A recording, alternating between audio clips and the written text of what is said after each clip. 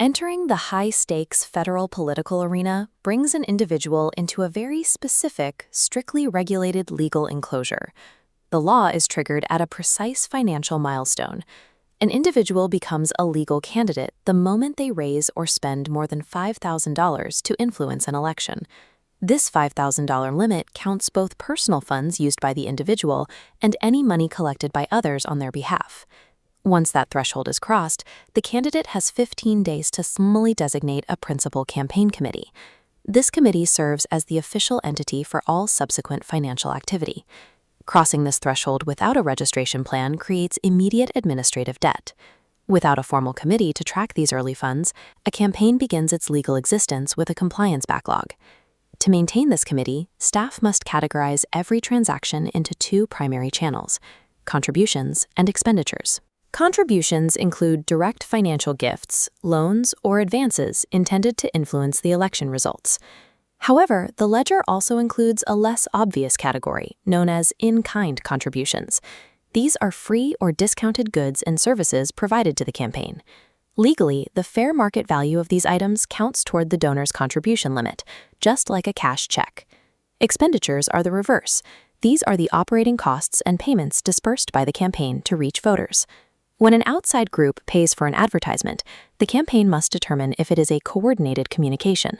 This happens if the ad is created in cooperation or consultation with the candidate's agents. Coordination reclassifies that outside spending as an in-kind contribution to the campaign, subjecting it to the same limits as a direct donation. The legality of these transactions depends on accurate, real-time internal categorization to ensure no donor or group exceeds their permitted limit. These transactions are reported to the Federal Election Commission, which maintains a transparent record of all federal campaign activity. The mandatory central ledger for this data is FEC Form 3, the Report of Receipts and Disbursements. This form summarizes the committee's total financial activity for a specific period. Schedule A itemizes receipts for donors exceeding the threshold. Each entry requires the receipt date, amount, cycle-to-date total, and the contributor's specific occupation and employer. Missing these employment details is a common clerical error. This specific data gap is often what triggers initial regulatory audits and subsequent fines. Once FEC Form 3 is submitted, the data enters a public database accessible to competitors, researchers, and watchdogs. You can navigate this database on fec.gov. Under the Campaign Finance Data tab, the Who is Raising and Spending the Most tool provides a top-down view of the field. The site allows you to filter the leaderboard by presidential, Senate, or House races to view exact total receipts for any registered committee. These records show the massive scale of modern fundraising. For example, during the 2020 cycle, T. Jonathan Ossoff's senatorial campaign raised over $77 million.